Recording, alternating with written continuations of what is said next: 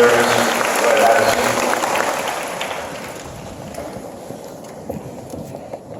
So, my name is Jeremie Montgomery. I'm actually a local guy from around here. Grew up out in Monroe. Might as well start from the beginning. I'm not originally from the United States at all. I was adopted when I was 3 years old from Haiti. How that happened is somehow my adopted parents found out about myself and my sister and didn't even see any pictures or anything, and found out that we needed a place and needed a home and adopted us straight from Haiti. We got on a plane and came to the United States. So I'm sure that all you guys have seen, like on National Geographic, where you see kids with the bloated stomachs, the orange hair, extreme poverty like that. And that's how myself and my sister were. Basically, how I see it is we won the lottery and got an opportunity, a second chance, just basically had a second chance at life, and that was pretty incredible, to be honest. So, we grew up in Monroe. I was currently the middle child of 17 kids. There are 9 boys and 8 girls in my family. A lot of times, food was somewhat scarce, so you had to eat extremely quickly if you wanted to have seconds. And sometimes there wasn't enough to go around too. But growing up in Monroe wasn't exactly easy for people of color, let's just put it that way. People tried to beat you up a lot in high school, but you gotta do what you gotta do. When you got 9 brothers, 8 other brothers, you don't lose fights much. Let's put it that way. So what inspired me to join the Army, actually just say join the military, was I grew up reading a lot. Grew up reading about George Washington and about Ulysses Grant, all the guys in the Civil War. Basically, I just knew the history of the United States, of why we were here, and the bloodshed to make this country free. Freedom is not free, it's paid for the extremely, extremely dear price in people's lives. And I hope that nobody here takes that for granted.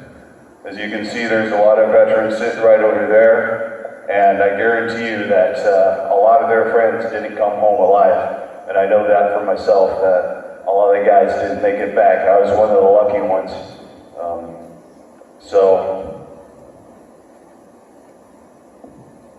So I grew up reading a lot of books. I talked to a lot of veterans. As a kid, I used to go to the old folks, not home, but the senior center, actually out in Monroe, and I got to learn a lot of stuff from those guys. So I'd go there and learn how to carve wood and all that good stuff, and I'd sit there and I was like a fly on the wall, and I'd listen to their stories about being in Vietnam or being in the Korean War. There were a couple World War II veterans there too, and they would tell their stories, and I was just like, man, I want to be one of those guys. And that was, for me, a huge influence to get in.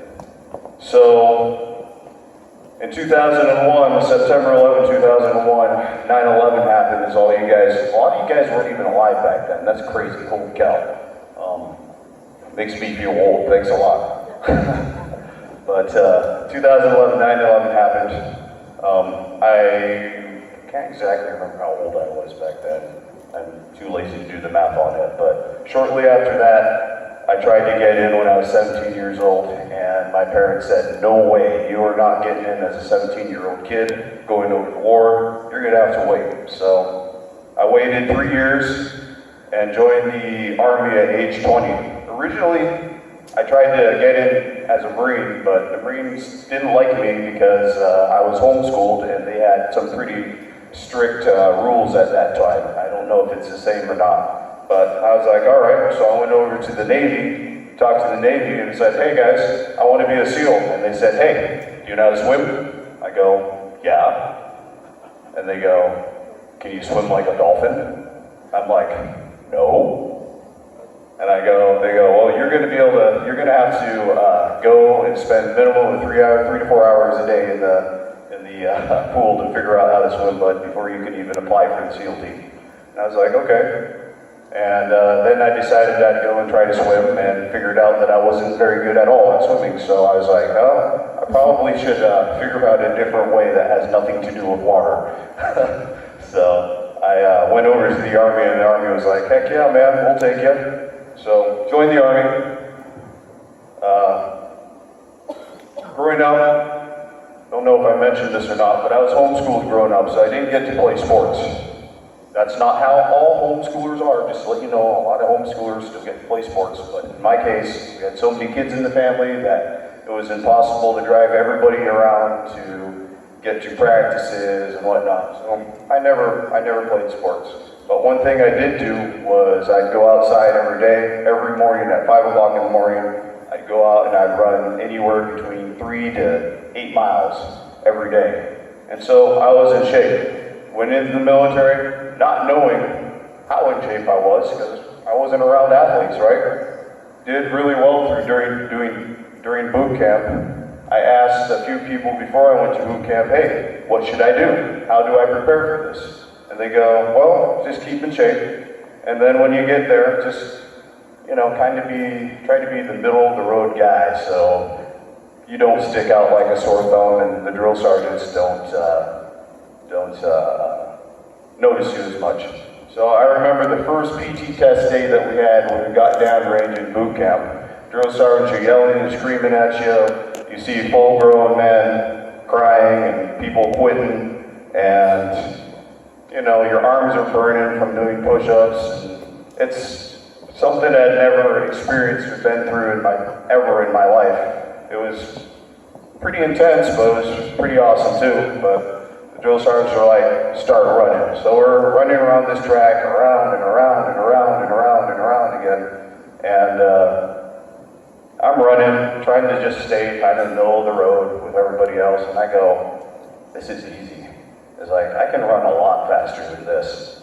So I started running faster. And guess what? Drill sergeants noticed. And the next day, they put me as a squad leader in boot camp there. So that was the beginning of me learning how to be a leader.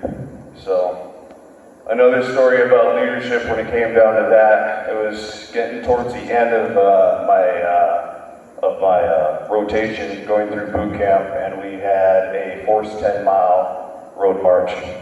And so had my team, we're going, and we had to have a certain amount of items in our backpacks. And so I checked all my guys before we went, and checked my stuff to make sure that I had everything. And for the most part, all my guys had the gear that they were supposed to have. A few of them here and there were missing a couple